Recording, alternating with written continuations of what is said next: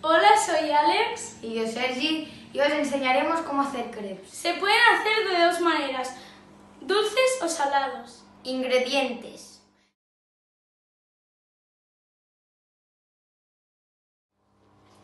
2 huevos, 150 gramos de harina, 250 mililitros de leche, una cucharada de azúcar, una pizca de sal, y de complementos podemos poner Nutella, jamón dulce o queso. Utensilios: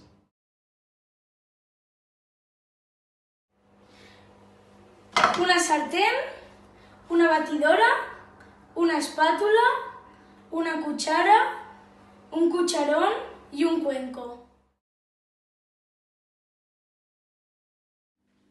En primer lugar vamos a romper los huevos.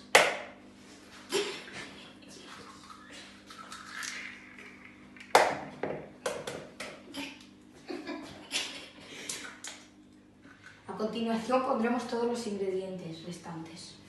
Una pizca de sal, la harina, la leche y una cucharada de azúcar.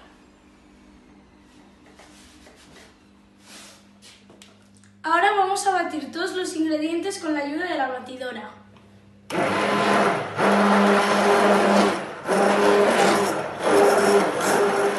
Una vez precalentada la sartén con mantequilla, pondremos un poco de masa.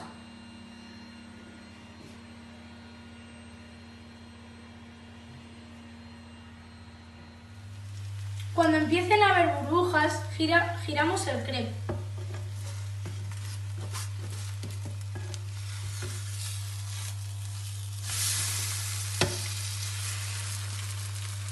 Para el salado tendremos de poner queso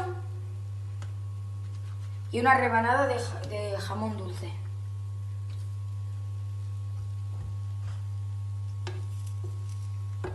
Para hacer el crepe dulce vamos a untar media banda del crepe con Nutella.